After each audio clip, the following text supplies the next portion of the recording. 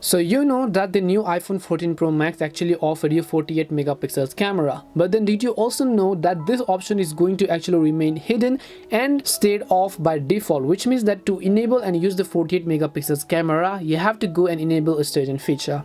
Hi everyone, welcome back to our channel How to Geek. In today's video I'm going to be guiding you on how you can use the maximum 48 megapixels camera of your iPhone 14 Pro Max, so just make sure to watch the video till the very end. So if I open the camera application over here, you might not notice subtle difference between the 12 megapixel or 48 megapixels, and because the quality is still fair enough and good. But just to give you a basic context, 48 megapixels could be turned off by default, so you have to enable this feature manually within the settings application on your iPhone.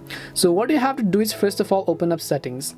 Once you open settings, look for the application or the option called camera in this case, and then just make sure to tap on the camera button. So when you tap on camera, you will be able to see all the sorts of information. If you look at the very top, you have the option called formats.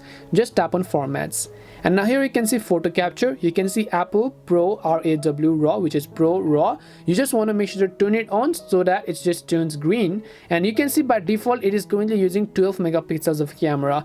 To actually utilize the maximum 48 megapixels, just tap on the Pro RAW resolution and then make sure to set it to 48 megapixels. So once you set it to 48 megapixels, now you can come back and then utilize the full 48 megapixels camera whenever you are recording a video, or maybe you're taking a photo, or whatever else that you actually prefer. And that's basically it on how you can actually use and utilize the maximum 48 megapixels camera on iPhone 14 Pro Max. We hope the video was really helpful, and if it did help you, then make sure to leave a like and subscribe to the channel. And if you have got any questions, feel free to leave them down. Thank you very much for watching till the end, and see you in the next video.